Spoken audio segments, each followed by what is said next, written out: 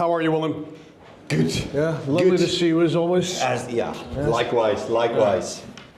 I still remember all the great times we had together, jogging through Munich, driving vintage cars. Absolutely. It's fantastic. Absolutely. Lovely to see you. So, Willem, you've done a honey gold Odysseus. Isn't that tempting?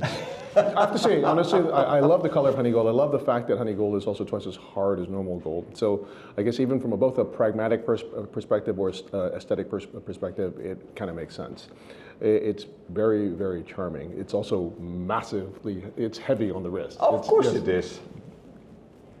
But I like it. I think the owner is going to be able to sacrifice it. And remember, good old Mr. Blümlein said, as he briefed the people what he wanted to achieve, he said, whenever you touch an A. Lange Söhne watch, I want you to experience what you experience if you close the door of a Mercedes. And that was back in the early 90s, where that was sort of the quality thing. Absolutely, yes. So that's the same feeling. And I can tell you where I had that watch around my wrist for about 3 weeks. Because of the design of the strap, you can fix it properly to your hand, because it must, if it moves around, it hurts. Yes. Should be pretty okay, and then with the fine adjuster. This is great. Without the fine adjustment, I would struggle to wear it, because it's either too tight or too loose. Yes. And with that, but you can, as I said, I had it around my wrist for 3 weeks. And in the beginning, the idea of a full golden A. Lange Söhne watch, it didn't match in my mind. It took me a while. But this one, because of the ever-changing color, yes, the brown dial becomes gray, becomes black. You know, it's every time you look at it, the watch looks different. Yeah, it's very pretty. It's a watch that, you know, if you have all the other watches, that's the missing one. That's the one. But if you must be a good swimmer if you go in the ocean, because if you're not, the weight of this may drag you to the ocean. Well, maybe your left arm as it gets bigger. No, that's really cool. That's really lovely. And tell me more about honey gold. I mean, I know you use it sparingly, but like, in which instance do you use it? Because I think it's the first time you've done it for a sporting. As I said, in this case, it was the solution to our design issue that an A. Lange Söhne should not be ostentatious. Right. You know, that's not really our home turf. It should be the opposite.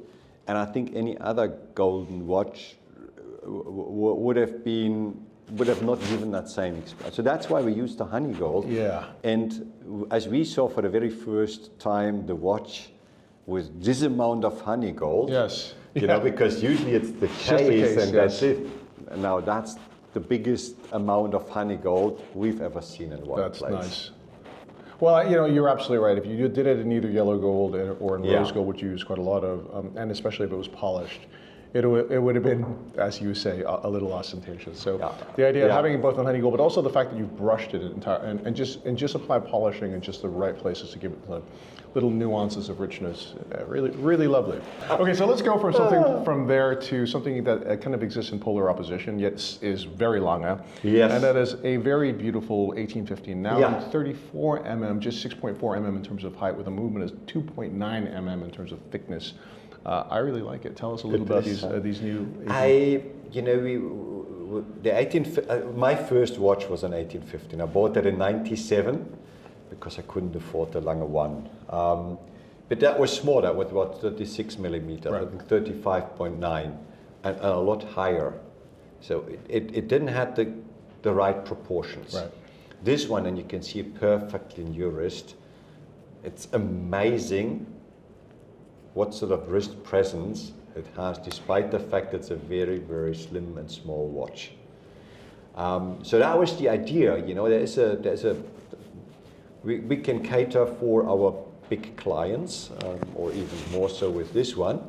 But you know, some people also want a great watch, but they don't have endless money. And this is not an inexpensive watch, same quality than all the other watches, but of course it's a lot more affordable than the other watches that we launched this year. So that's the idea behind it. Well, may I be so bold as to ask the price of these watches? It's about €27,000. Really? Yeah. That's pretty good. That's Impressive. So, Willem, this brings us to the watch that's on your wrist. You have now a perpetual calendar minute repeater. Yes. A beautiful size, incidentally, 40.5 mm in terms of diameter, just 2.1 mm in terms of thickness. It's got a Golfa enamel dial, and it has a special mechanism so that even if it's a time that's striking without quarters, you don't have the normal delay, right? Please tell us about that. It's the journey that we embarked on after launching the, I take it off, after the grand complication in 2013. You remember it, Right. you were here. Of course. So that was the first step into the territory of, acoustics. Everybody expected after that a very classical one, and here we came with the, Zeitwerk decimal minute repeater, That was awesome. Which still is a standalone watch down at the booth. And it was so cool that you did a decimal minute repeater. Exactly. Because the Zeitwerk is telling time in that way, right? So you wouldn't say 15 and the next minutes, you would say 10 in the next minutes. Yeah. Then the Richard Lange, and Tony always says we had to nurture the ground for these sort of watches. You know, the competence in development, the competence in prototyping, the competence to assemble and work on these watches within the manufacturing. That doesn't come overnight. Right. That's embarking on a journey which takes a little longer than, it's my small lady's wrists. No, not at all. No, it's perfect. Oh, actually, this is super wearable. Yeah, it is. It's on my wrist since Thursday. And the visual richness of that Golfa enamel with the applied white ball hands and numerals. So now you see the latest product of that journey. Right. And we are particularly proud on, it's not only beautiful, it's also pretty robust because it's 3 ATM waterproof. Wow. Which is not normal with minute repeater. No, it's really abnormal. No. Yeah. It's 3 ATM waterproof. It has all these little security mechanisms. You know, when you pull the crown, you can't operate the minute repeater and things like this. Right. And what we are particularly proud of, and that means everything is integrated. We didn't take the Richard Lange movement and put a perpetual calendar module on top of it. Otherwise, it would have been a lot higher. Everything is integrated. Because if you look at it, the outsized date, which is very important because you can read it very easily. You know, this is, for me, I always joke that the day you can afford a perpetual calendar is the day you can no longer read a perpetual calendar. And it's the date, right? Because the worst is if you have a date on a subdial, you can forget about it. Yeah. You know, you can totally forget about it, right? And the fact that yours is a grand date is like, or big date, it's like one of the only perpetual calendars I can actually read. So. And it's clear. Yes. And I always say, you know, the other indications you need to set it properly, but if you don't know which month you live or year, you have bigger problem than just your watch. May I? I'm sorry. I know it's you the correct time. Activate it. Can I set it to 11? Yeah. Okay. So I'm going to I'll play it twice. So one with maximum strikes, and then one with no quarters, so we can hear the transition from. So there's a safety mechanism that you can't pull the crown out if the slide has been activated, and then we're going to go, let's say, to 11:55. All right, and then we'll stop it here, and then we're going to go.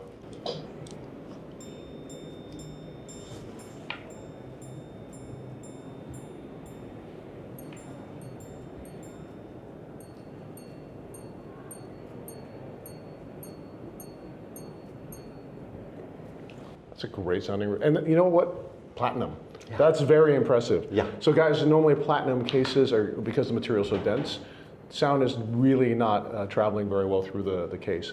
I have to say, it's a great sounding repeater, especially with a platinum case. Okay, now we're gonna go to a time with no quarters. So let's just go to, and now we're gonna hear what the watch sounds, We're gonna hear what the watch sounds like. Let's go to, I don't wanna do 1 o'clock because that's kind of boring. Yeah, that's a bit boring. Right, we'll do 10:10, right?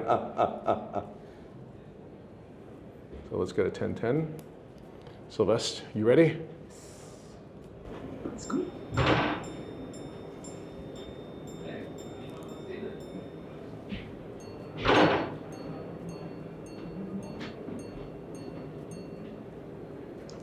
10:09.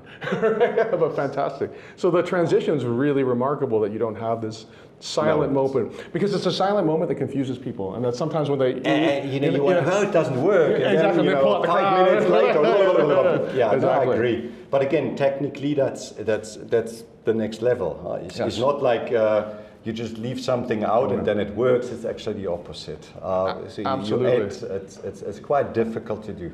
So guys, thank you so much for joining us. Wilhelm Schmid, it's always a pleasure to see you. Good to see you. You're not only overseeing a lovely watch brand, but you're a great guy as well. So it's always a pleasure. Thanks, my friend. Thank you so much. Pleasure's mine. Peace, guys.